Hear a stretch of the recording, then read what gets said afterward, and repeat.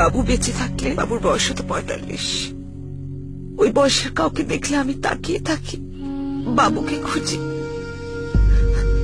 ওর চেহারা কেমন হতো, ওর স্মৃতি কোন দিকে করত, ওর কি কোফ থাকতো, ওর কি বিয়ে হতো, বাবুর বাবুটা কেমন হতো। এরকম মর্মস্পর্শী 30 লাখ গল্পের বিনিময়ে আমাদের স্বাধীনতা।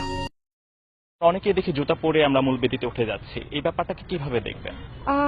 শ্রদ্ধার জায়গাটি কোথায় রইল আমাদের, মানে এগুলো তো পারিবারিক শিক্ষা, এই শিক্ষাগুলো তো আসলে বড় হয়ে শেখার কথা না।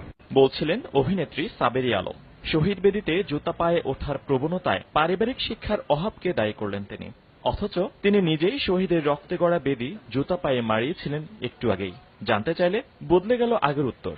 এই বেদিতে স্যান্ডেল পরে উঠলে কিছু হবে না, ভাষাটাকে যদি শ্রদ্ধা করি তাহলে এগুলো গৌণ, এটাকে একটা ইস্যু করার কোনো কারণ দেখি না। শুধু এই অভিনেত্রী নন, এরকম নানা ঘটনায় প্রতিনিয়তই অপবিত্র হচ্ছে শহীদ বেদি। জুতা পায়ে চলে, আড্ডা ও সেলফি তোলার মতো ঘটনা। আচ্ছা, আমি খুলে ফেলছি। এখানে শুটের জন্য আসছি তো, মানে এখন কিন্তু পরে আছেন আপনারা দুজন।